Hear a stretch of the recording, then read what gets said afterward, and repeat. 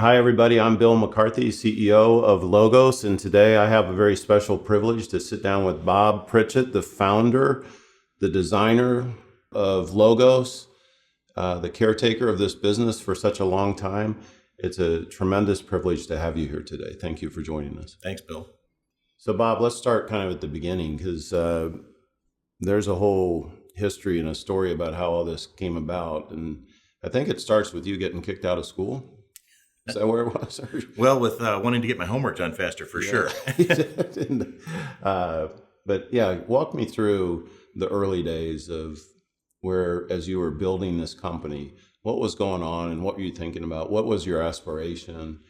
What were some of the early wins and some of the early challenges? I'd love to hear some of that history.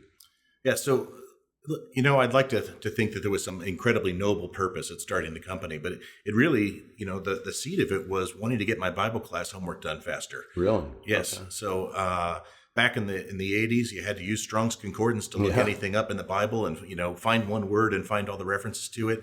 And I had Bible class because I went to a small Christian school in a church basement, and I hated using Strong's Concordance. It was heavy and it was bulky and it was awkward. And my mother would never tell me where things were in the Bible. She told me to go look it up myself. Find it. Okay. And, we had a great Bible study library in my house because my dad had gone to seminary and both of my parents were involved in teaching Sunday school and in the church. But I was intrigued by computers, and I loved the idea of having a computer do things for you. Mm-hmm. And I saw an early Bible software program, and then I found the files for the King James Bible on the computer bulletin boards, and I thought, this is it. I could go write my own search program to search the Bible and find things faster and eliminate the concordance. And I did, and that became kind of like, it was one of my high school hobby projects, and that led a couple of years later into building Logos. I was looking for a project with a friend I'd met at church who also worked at Microsoft.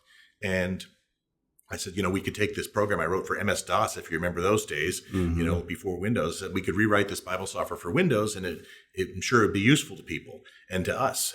And so we started on that as a hobby project, and very quickly it became clear that a lot of people were interested, and that if we turned it into a business, we could get the licenses to the modern translations and not just the King James and the other texts that people wanted to use. And so that led us to starting the business. And in the beginning, we didn't have a huge ambition for it. We thought, maybe it can, pay the rent, and we can make enough to survive while working on this little project. And it just kind of started growing right away. Wow. Did you have a couple of big aha moments where you're like, oh man, we are really onto something here? We had a pretty great success right away, right? I mean, just in terms of people's demand. We put an ad there was actually a magazine called Christian Computing, which was a very narrow, small audience, but everybody was very interested in that product. And we saw right away that there was an interest in the category.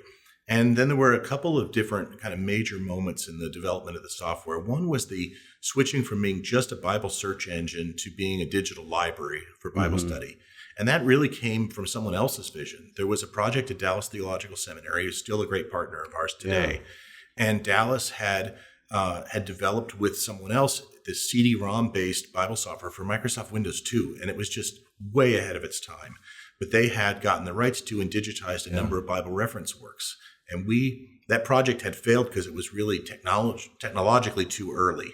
And it had failed as a business, but they had digitized all of these books. And we were able to take that project over. We acquired the rights to the files that they created and worked out an arrangement with them. And that shifted our thinking from just a Bible search kind of appliance almost to being a digital library. And that digital library is really the thing that set us apart from everybody else in the market and unlocked the whole future.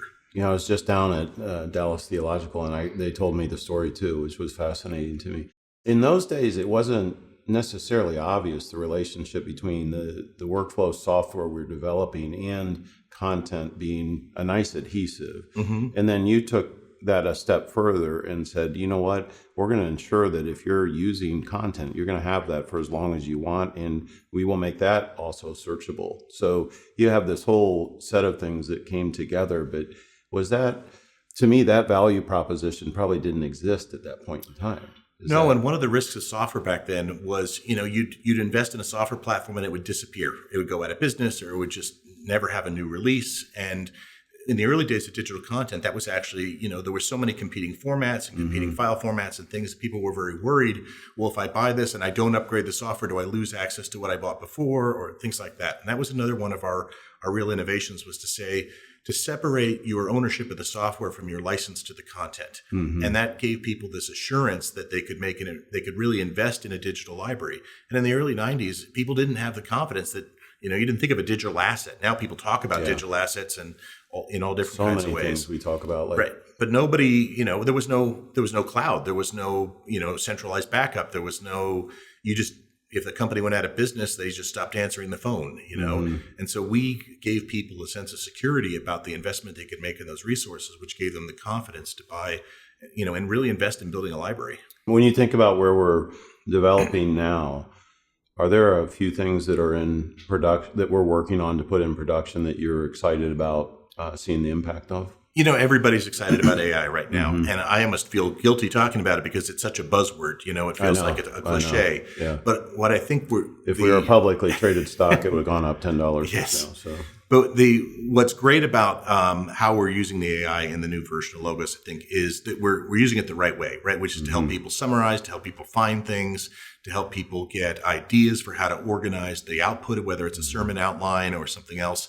The AI doesn't have a soul. It doesn't have agency. I think the people who are doomsaying about it taking over the world, are doing that not from a biblical worldview, right? We know who runs the world, right? But AI is this incredible tool to help us distill and manipulate and search information. And that's how it's being used in the next version of Logos. And I don't think we have anything to fear from that. It's actually a great tool to help people get to what they want. And it's always been the heart of what Logos is. It's not to ever replace the work of the Holy Spirit in your heart as you read and study the scriptures. It's not to change your prayerful approach to the text. It's to get the boring stuff out of the way, the flipping through indexes, the looking things up, the checking 9 different places to see which commentary has the insight that you need to see. And I think that's how the AI is going into the next version of Logos. I couldn't agree with you more. And I think there's a generation coming along that knows how to study like that or to leverage technology, and they're not fearful necessarily of it. I think about even my own kids. They embrace everything so readily. Right. And I know if you're not accustomed to that, or if it were my parents, they're very reluctant. It's a very scary unknown world for them. But I agree with you. There's a way that we can maybe accelerate, like take sermon prep.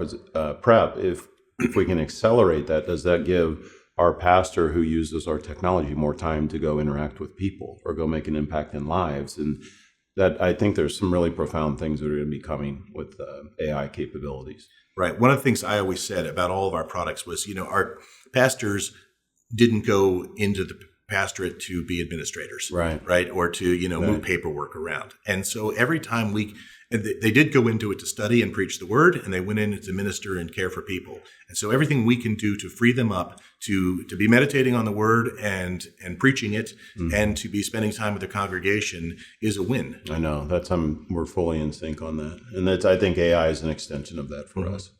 How do you think about subscription changing our ability to reach more? I wanted to move the company to subscription for a really long time, right? And there's, I'm sure you're wrestling with all the challenges that come with that, and, the way books are sold and royalties are paid and the contracts that exist that are sometimes 10, 20, 30, 40 years old with publishers and authors. But ultimately, subscription is what enables the kind of continued investment, right? And I've always wanted Logos to be priced as cheap as we can make it. And, some people thought of us as an expensive product, but for the value we deliver, it's, it's a 90% discount from what you'd pay to buy those books or something else. And we certainly want to, not become unaffordable or inaccessible to our customers, many of whom are in ministry and, essentially living off of, their paycheck comes from the offering plate. But at the same time, we won't be here to serve them if we can't keep the business viable. And I think that, we've tried various models over the years of kind of essentially, we weren't a subscription product, but we had, an upgrade every 2 years and people consistently bought the upgrades. And it acted a lot like a subscription. And I think that as we navigate that, in conversation with the users, which I know you're doing, that ultimately they'll understand that what we're looking for is a sustainable model so that we can continue to be here for them. And well into the future. Bob, I want to thank you for today, and I want to thank you for your support. I do have to say, as a funny aside, I did have a customer ask me in all sincerity if Bob is still running the company. And I said, not that I'm aware of, but we have a customer base that loves what you did, what you were able to create. We have an employee base that is so passionate. They love the mission of what we're doing. And I'm so appreciative personally for what you put into building Logos. Do you have any closing thoughts? I'm just really happy that you're here and that you share the vision we've always had for equipping people to study the Word. So it's that bringing a continuation of the long-term investment we've had in serving the customers, in equipping pastors. I think that is the heart of what we did. And I know that you share that same passion and concern for the church and the customers. And I'm just excited that you're going to take that forward and take it to hundreds of thousands and millions more. Let's do it. Well, Bob, thank you. I appreciate this Thank you, day Bill. very, very much. And I'll look forward to talking to you in the near future about the great things that we're trying to accomplish at Logos.